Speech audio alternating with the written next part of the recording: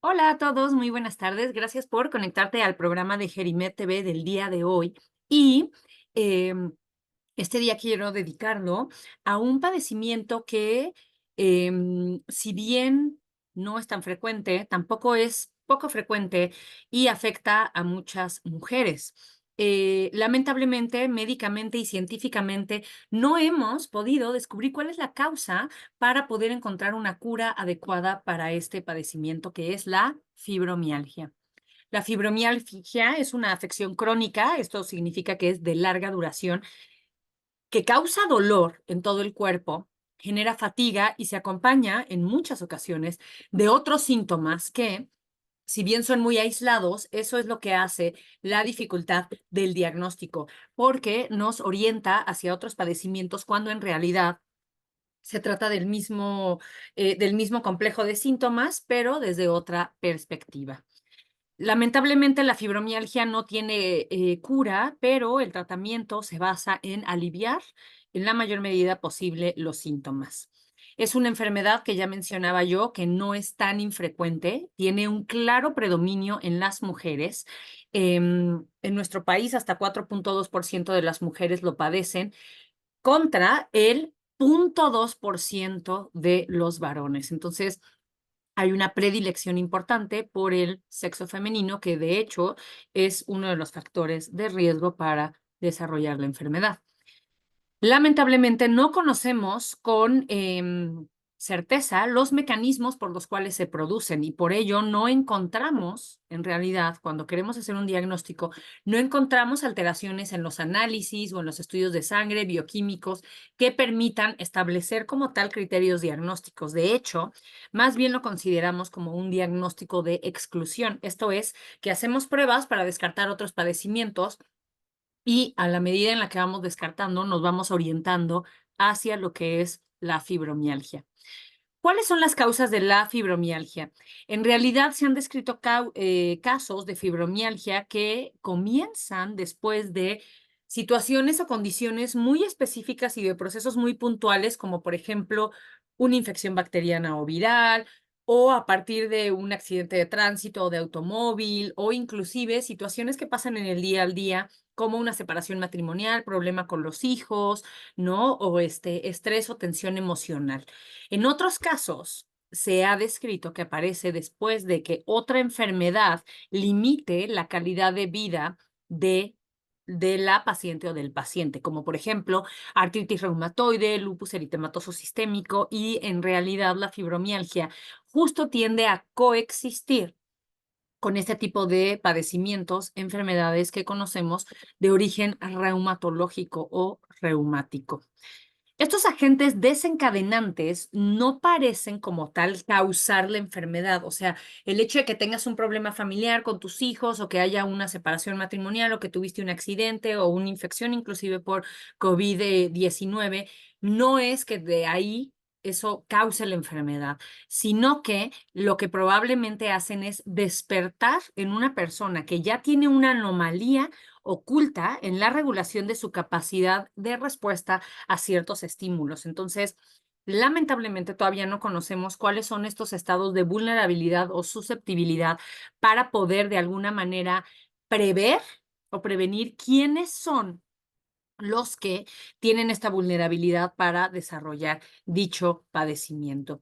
Aunque aún no lo sabemos con certeza, es probable que una respuesta anormal a los factores que producen estrés desempeñen un papel importante para el desarrollo de esta enfermedad. Se han detectado en el sistema nervioso de personas con fibromialgia niveles de algunas sustancias bajos que son reguladores importantes para el dolor, particularmente a la serotonina. Entonces, ¿quién está en riesgo de padecer fibromialgia? La realidad es que cualquier persona puede tener fibromialgia. Sin embargo, será más común, ya decíamos, primero en mujeres que tienen el doble y en algunas series hasta el triple de probabilidades de tener fibromialgia cuando se hace la comparación con sus pares masculinos. Personas de edad mediana, la edad es importante porque la probabilidad de padecer fibromialgia va aumentando conforme aumenta la edad. la persona, ya decíamos, con algunas enfermedades o padecimientos específicamente reumatológicos o reumáticos como artritis reumatoide, osteoartritis o espondilitis anquilosantes. Otro de los factores de riesgo que podría haber cierta relación es familiares con fibromialgia, que si bien sabemos que no es un padecimiento que tenga un origen genético hereditario identificado, pero sí se ha visto en los estudios que personas con familiares con fibromialgia van a tener más riesgo que la población general de padecer esta enfermedad o este padecimiento. Los síntomas habituales de la fibromialgia es dolor generalizado, cansancio o fatiga y se acompaña de trastornos del sueño y de depresión y ansiedad, pero no tanto porque la enfermedad sea lo que lo causa, sino la calidad de vida que se lleva cuando hay un dolor generalizado constante y un cansancio y una fatiga de día a día, pues obviamente eso lleva a interceptar en el sueño y por supuesto también en la parte afectiva o emocional. Entonces nos hace tener más riesgo hacia la depresión y ansiedad. Sin embargo, además del dolor y el agotamiento, que es de los síntomas principales de la fibromialgia también puede ocasionar otros síntomas típicos, como por ejemplo anquilosamiento, ¿no? Entonces, puede existir rigidez a lo largo de todo el cuerpo, puede haber cefalea, se acompaña de dolor de cabeza o inclusive también de la cara. Puede acompañarse también de malestares abdominales como trastornos digestivos, dolor abdominal, meteorismo, que es esta producción grande de gases, estreñimiento y o diarrea, que es esto del colon irritable. Puede haber también problemas geniturinarios como aumento en la frecuencia de orinar o mayor urgencia para orinar, típicamente sin infecciones de la vejiga, ¿no? O sea, que esto sea sin poder evidenciar que haya una infección.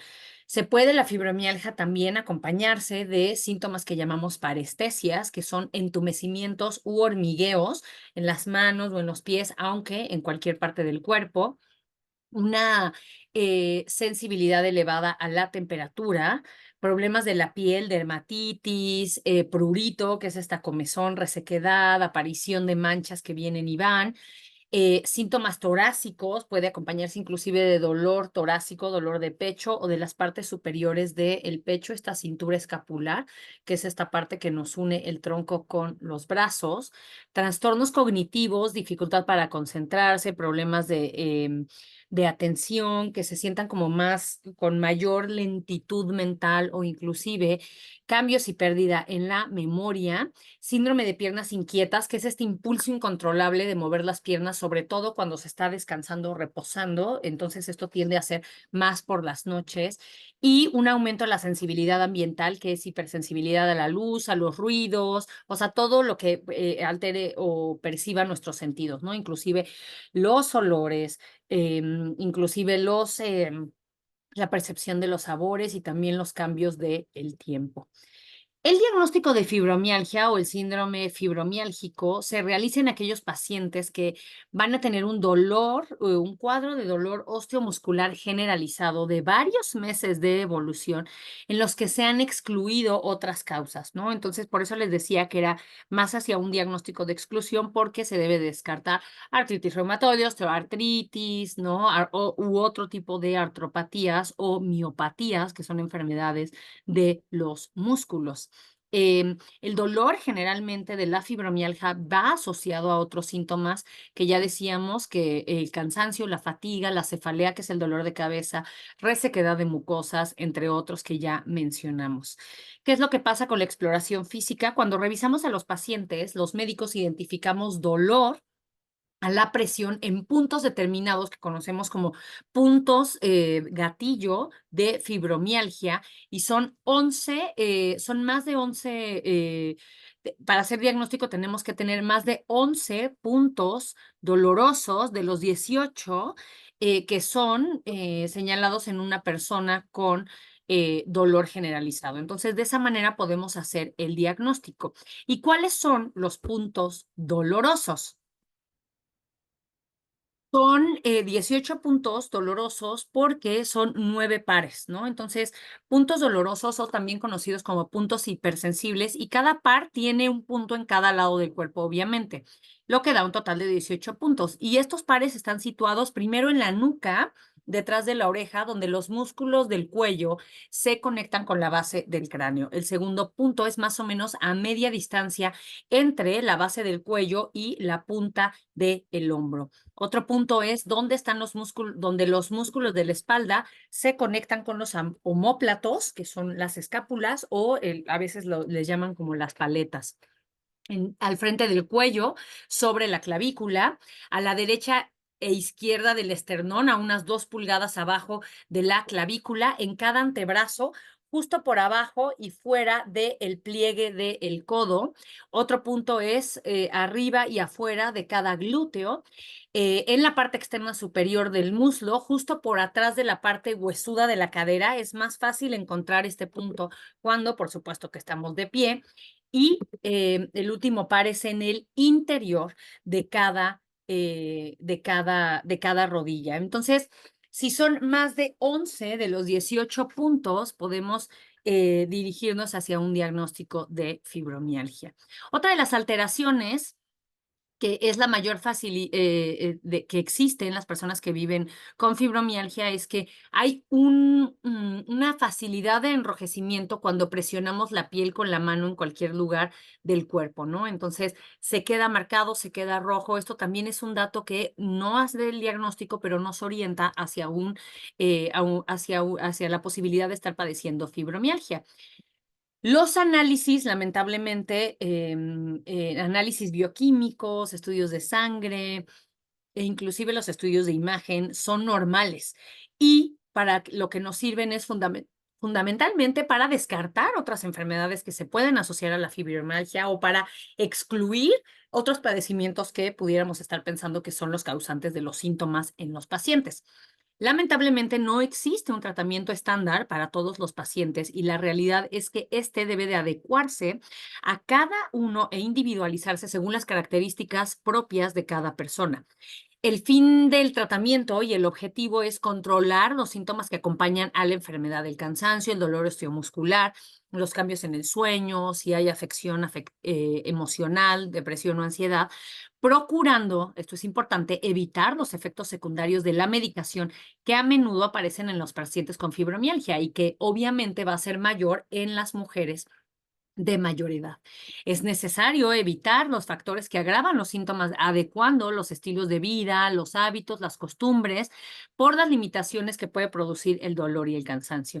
Es también conveniente procurar conseguir un cambio, como en esta parte de la percepción que tenemos ante la enfermedad, tanto del paciente como de las personas que lo rodean, buscando que el ambiente social en el que se sitúa esta persona que vive con fibromialgia sea relajado y libre de exigencias constantes, porque entonces esto va a favorecer que empiece a haber cuadros y agudizaciones de la enfermedad y que esté constantemente con dolor. De todas las medidas que se han empleado en el tratamiento de la fibromialgia, en realidad el ejercicio físico y una adecuada fortaleza muscular son sin duda los más eficaces. Los masajes, ejercicios de estiramiento muscular, el calor local y algunos tipos de electroterapia, que son estas corrientes que dan en fisioterapia, pueden ser eficaces de forma secundaria. En algunos casos son necesarias inyecciones locales en los puntos dolorosos con anestésicos locales, sobre todo si luego siguen de un masaje. Son de gran ayuda para los puntos localizados, ¿no? O sea, estos puntos dolorosos o los puntos hipersensibles. Ayuda que después de un masaje podamos dar estas punciones con anestésicos. Los calmantes o analgésicos ayudan de forma puntual. Hay un grupo de medicamentos que actúan con otros mecanismos de acción, además de ser analgésicos, aumentando los niveles de serotonina y mejoran los síntomas en una buena cantidad de pacientes con estos síndromes. Y son dentro de los fármacos considerados como del grupo de los antidepresivos, pero funcionan muy bien porque aumentan los niveles de serotonina, que es lo que se ha visto que tiene en el sistema nervioso central las personas con fibromialgia disminuido, y además son buenos analgésicos, específicamente la duloxetina. En los casos que existen fracaso o son refractarios al tratamiento farmacológico, estas perfusiones que decíamos de lidocaína, el anestésico local, administrados de forma intravenosa, en algunos casos pueden resultar eficaces. Sin embargo, esto tiene que ser valorado por especialistas en reumatología y especialistas del dolor. Ya decíamos que la terapia no farmacológica es fundamental para mitigar los cambios que hay en los estilos de vida y para perpetuar estar libre de síntomas. Entonces, dormir bien es fundamental. Las horas del sueño son importantísimas para que el cerebro descanse, no esté tan irritado, no mande señalizaciones de dolor y entonces haya un mejor control de síntomas. Hacer ejercicio regularmente es fundamental. Si nunca hemos hecho ejercicio y tenemos fibromialgia, debemos de alguna manera empezar lentamente con algún tipo de actividad. Muchas veces yo les recomiendo a los pacientes que mejor veamos a un fisioterapeuta, a un terapeuta físico, para que nos haga rutinas de ejercicio que vayan encaminadas a mejorar el dolor y, por supuesto, crear un plan de acuerdo a las necesidades sin lastimarnos. Algo también que es muy importante, ya decíamos que toda esta parte de estrés emocional va a favorecer que haya más síntomas, entonces tener medidas para aprender a mejorar el estrés, meditación, ¿no? Mindfulness, yoga y conectarnos con esta parte espiritual es muy importante para ayudar a manejar el estrés y que no haya síntomas agudos. Tomar las cosas con calma, ¿no? O sea, si hacemos demasiado, podemos empeorar nuestros síntomas. Por eso es importante aprender a equilibrar el ser activo con la necesidad también de descansar. Yo en mi rama con mis pacientes, genera mucho estrés el quererse mantener activo, ¿no? Por este miedo a anquilosarse y a hacerse dependientes y perder funcionalidad, y eso es algo muy importante. Sin embargo, también tenemos que escuchar a nuestro cuerpo, y así como estamos muy conscientes de que necesitamos la actividad, también ser conscientes que necesitamos un descanso y que nuestro cuerpo ya requiere también periodos de mayor descanso. En cuanto a la psicoterapia, una terapia conversacional o inclusive terapias complementarias que ayudan a algunas personas con los síntomas de los fibromialgias, puede ser estas terapias alternativas de biofeedback que utilizan dispositivos electrónicos para medir funciones corporales, como por ejemplo la respiración y la frecuencia cardíaca, y esto nos enseña a ser más conscientes de las funciones de nuestro cuerpo para poder aprender a controlarlas. En cuanto a otras terapias de actividad física, yoga, tai chi, masajes terapéuticos, y algo que también se ha visto que funciona en estos padecimientos es la acupuntura, porque justamente eh, la base de esta terapia es funcionar sitios específicos musculares para relajar al músculo y aliviar el dolor. Esto es la fibromialgia. Espero que la información haya sido de utilidad y que tengan un excelente día. Nos vamos a ver en el próximo episodio de Jerime TV. Que tengan buen día. Hasta